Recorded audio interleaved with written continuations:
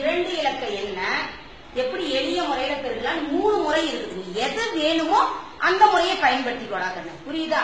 இப்ப கவனி, இப்ப இந்த 5 நமக்கு தேவையில்லை. நேற்று ஒரு இலக்க எண்ணால எப்படி பெருக்கணும்னு சொல்லி கொடுத்த ஞாபகம் இருக்கா? அதே முறைதான். 3 2 என்ன 6 4 2 அடுத்தது என்னால பெருக்கிக்கணும்? 5 3 5 15 எங்க போடணும்? இங்க போடணும். புரியுதா?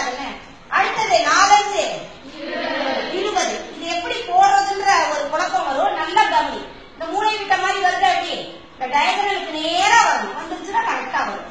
5 கூட்டினா 6 1 8 2 கூட்டினா 10க்கு மீதி என்னது? ரைட்டா? அதே மாதிரி இன்னொரு முறையிலையும் இருக்கலாம். இப்ப கவனிட இதுல நல்லா கவனிடாக்கன்னு முதல் இங்க இருக்கக்கூடிய 1ஆம் ஸ்தானமும் 1ஆம் ஸ்தானமும் 3 5 15க்கு மீதி அடுத்தது 10ஆம் ஸ்தானமும் 10ஆம் ஸ்தானமும் 4 2 8 ரைட்டாடா?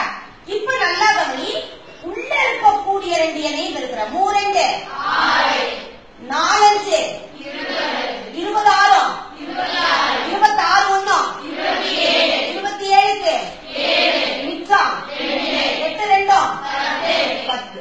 கரெக்டா? ரெண்டு விடையும் கரெக்டா இருக்கா? அதே மாதிரிதான் அடுத்தது இன்னொரு முறையிலையும் பெருக்கலாம். நீங்க 2 இலக்கம் வந்துருக்குதா? அப்ப இப்படி கட்ட போட்டுக்கிறேன்னா இதுல ஒரு சின்ன ஒரு காரியம் செய்யும். இந்த மூளை விட்ட ஒண்ணு லேசா வரைஞ்சு போடாங்க. இது என்ன பண்ணிக்க? நீங்க மூளை விட்ட ஒண்ணு. ஏன்னா நம்ம எப்பவுமே 2 2 இலக்க எண்களாக எழுதினாதான் கொஞ்சம் பரவாயில்ல. நல்லா கவனி. 4 2 என்ன 8 8 4 5 20 3 2 0 6 3 5 கொஞ்சம் கூட்டத கரெக்டா கூட்டணும். இப்ப இது இருக்கிற இந்த கோடு வருதா? இந்த கோடை வேணும்னா நீ என்ன பண்ணிக்க? அப்படி எக்ஸ்டெண்ட் பண்ணிக்க. புரியுதா? புரிஞ்சுக்கிறதுக்காக. இப்ப இங்க 5